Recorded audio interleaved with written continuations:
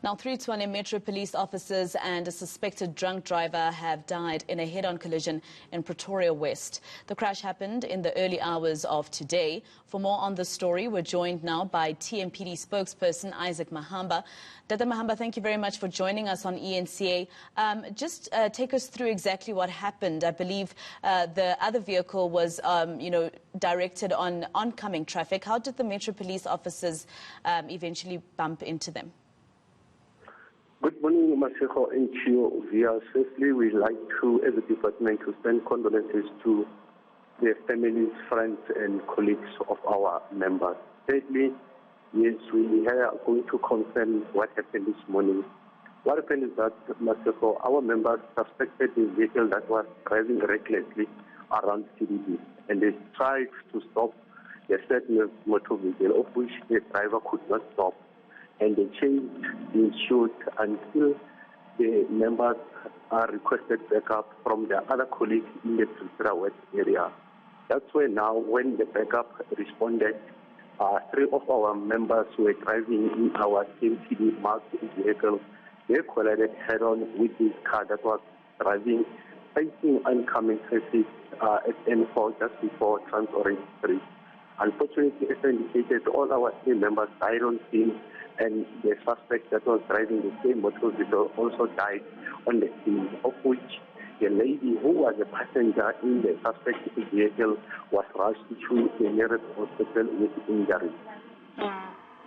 Dr. Mahamba, I can imagine the colleagues who were originally chasing this vehicle and how they feel right now after calling backup, and that backup actually resulted in the accident that killed their 3 colleagues. How are they doing?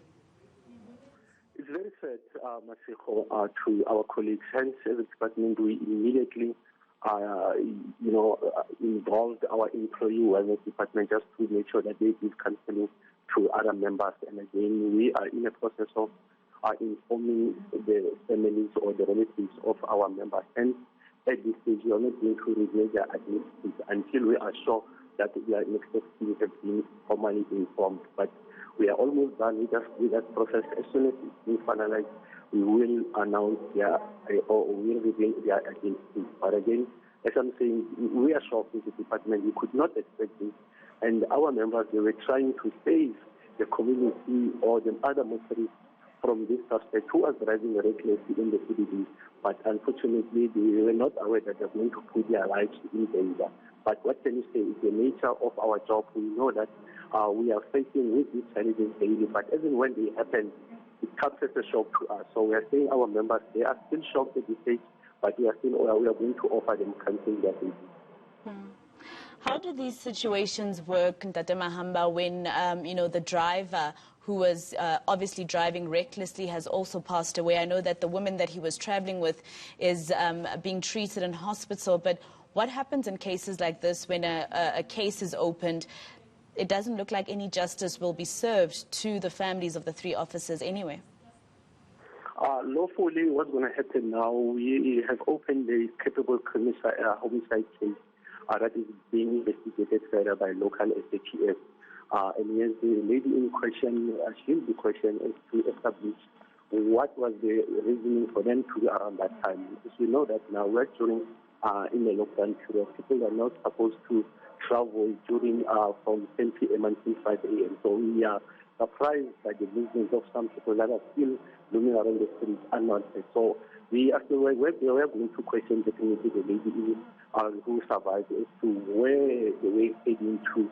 And again, we managed to change some things in the suspect vehicle. For instance, we found some alcohol, and some were full and some were empty bottles of alcohol in that vehicle. So meaning it's an indication as to say these people maybe they were from somewhere, but it's a worrying factor. Just to pick up that alcohol was involved.